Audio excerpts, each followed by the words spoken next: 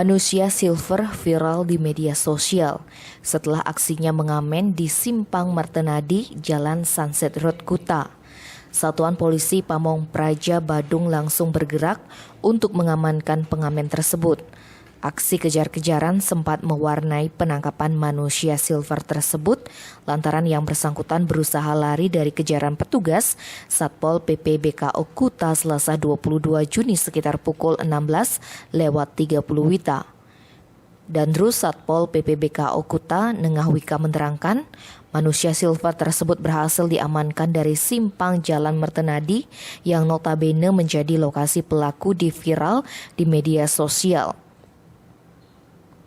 Saat itu pelaku beraksi dengan rekannya, namun sayang rekan pelaku berhasil melarikan diri dari kejaran petugas.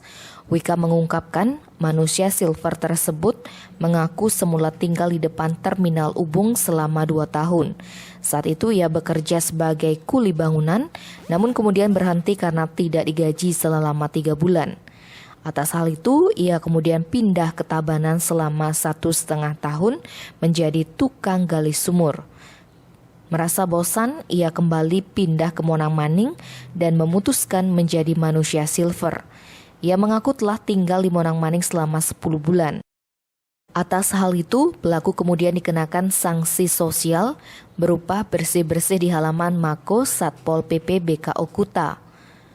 Sementara, Kepala Satpol PP Kabupaten Badung, I Gusti Agung Ketut Surya Negara menerangkan, aksi manusia silver yang mengamen di jalan baru pertama kali terjadi di wilayah Badung. Aksi manusia silver itu bisa disebut sebagai modus baru dalam aksi minta-minta sehingga dikategorikan sebagai gelandangan dan pengemis. Pihaknya mengaku tidak segan-segan menindak tegas segala aksi gepeng dengan berbagai modus yang meresahkan masyarakat. Terima kasih ke semuanya Bapak Satpol PP yang sudah membina saya. Memang saya mengakui saya yang salah. Saya ngamen di perempatan umum.